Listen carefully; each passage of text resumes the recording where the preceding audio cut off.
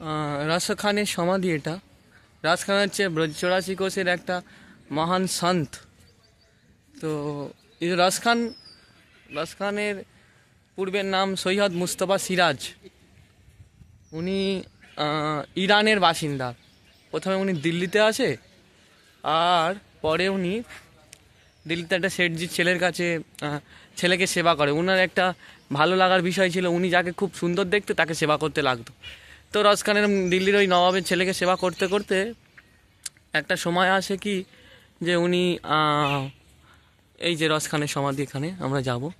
তো উনি একদিন পানের দোকানে যায়, গিয়ে দেখছে যে কৃষ্ণের ছবি, হ্যাঁ, বাঁকে বিহারীর ছবি দেখে উনি এত মুগ্ধ হয়ে যায়, বাঁকে বিহারীর সঙ্গে আসে, যে বলছে উনি খালি পায়ে কেন আছে। উনি ওনার জন্য জুতো তৈরি করে নিয়ে আসে, এবং জুতো তৈরি করে যখন নিয়ে আসে তারপরে পড়াতে যায়। কিন্তু পড়াবে কী করে, সে তো ভগবান, ও তো জানে না।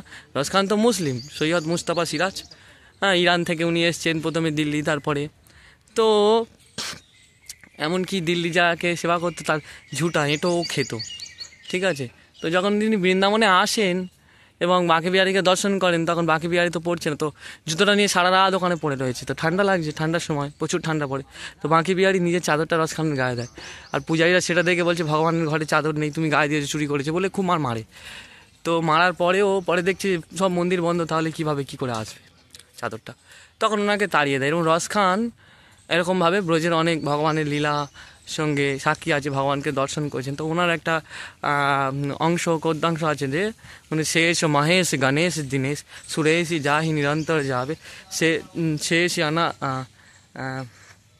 শেষ অনন্ত অখণ্ড অবেদ সুবেদ বাতাবে, নারদ শেষ সুখ ব্যাস রটে, পাছে ছাছিয়া ভারে ছাছ পে নাচ নাচাবে।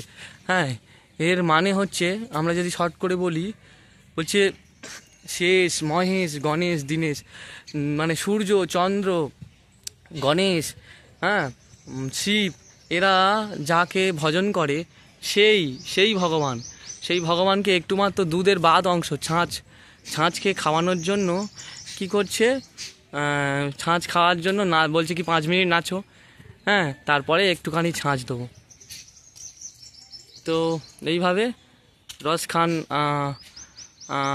রাজ খান এই উদাহরণ দিচ্ছে। আর এখানে উনি রাজ খান এই শ্লোকের অনেক বড় একটা শ্লোক, সেখানে বলছে আমি যদি পরের জন্ম পাই যেন খগ হই, মানে পাথর হই, পাখি হই, গাছ হই, নইলে জল হই, এরকম উনি উল্লেখ করছেন।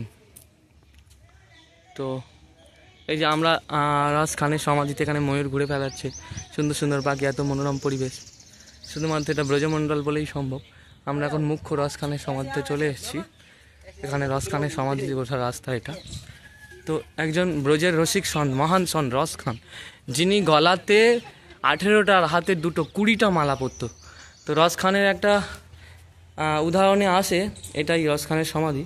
তো এখানে একটা উদাহরণে আসে যে উনি 20টা মালা এই জন্য পরতো, আমরা তো 3টে মালা পরতে ভয় পাই, কোনটি 3 পেঁচ, উনি 20 মালা এই জন্য পরতে বলছে, যদি কোনো পাথরকে জলে ডোবাতে হয় তাহলে একটা দড়ি বাঁধতে হয়, কিন্তু যদি পাথরটা খুব বেশি ভারী হয় তখন বেশি করে দড়ি বাঁধতে হয়, নাহলে পাথরটা ছিঁড়ে গেলে কিন্তু অথই জলে চলে যাবে, আর তখন তাকে পাওয়া যাবে না।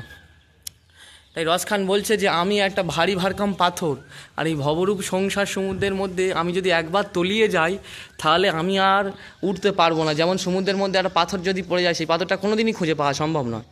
তাই জন্য রাজ খান 20টা মালা পরতো। বলছে এই মালারূপ রশ্মি, তুলসীর মালারূপ রশ্মি, যে রশ্মিটা দিয়ে আমি বেঁধে রেখেছি, এই ভব সংসারে যতই ডোবাক না কেন, হ্যাঁ, আমি যেন ছিন্ন না হয়ে যায়, রশ্মি থেকে ছিঁড়ে না যায়। যদি ছিঁড়ে যায় কটা, 1, 2, 3 ছিঁড়ে যাবে, 3টে ছিঁড়ে যাবে, কিন্তু 20টা দড়ি দিয়ে যদি কোনো পাথরকে বাঁধা হয়, ওটা ছেঁড়াটা অতটা সহজ নয়।